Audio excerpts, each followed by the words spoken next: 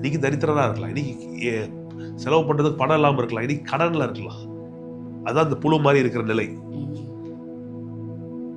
நமக்கான அதிகாரம் இல்லாம இருக்கலாம், அந்தஸ்து இல்லாம இருக்கலாம், நமக்கு எதுவுமே நீ கையில் இல்லாம இருக்கலாம், ரொம்ப வீக்கா இருக்கலாம். ஆனால் இந்த ப்ராசஸ் நடக்கும்போது, இந்த செயல்படும் போது, நடக்கும்போது வேதம் சொல்லுகிறது, ஆஸ்தியும் ஐஸ்வர்யம் அவன் வீட்டில் இருக்குமா.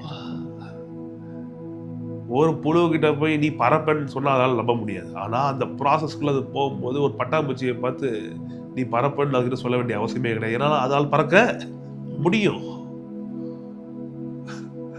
இமேஜின் பீப்புள், ஒரு லாவா, ஒரு சின்ன புழு எங்க இருக்கு, ஒரு பட்டர்ஃப்ளை எங்க இருக்கு. அப்படிதான் இன்றைக்கு இருக்கிற நிலைமை, இன்னைக்கு இருக்கிற தரித்திரம், இன்னைக்கு இருக்கிற கடன், இன்னைக்கு இருக்கிற வியாதி, இன்னைக்கு இருக்கிற கேன்சர், இன்னைக்கு இருக்கிற பலவீனம், இதுவே பார்க்கறத நிறுத்திட்டு கர்த்தர் என்னை எப்படியாய் மாற்ற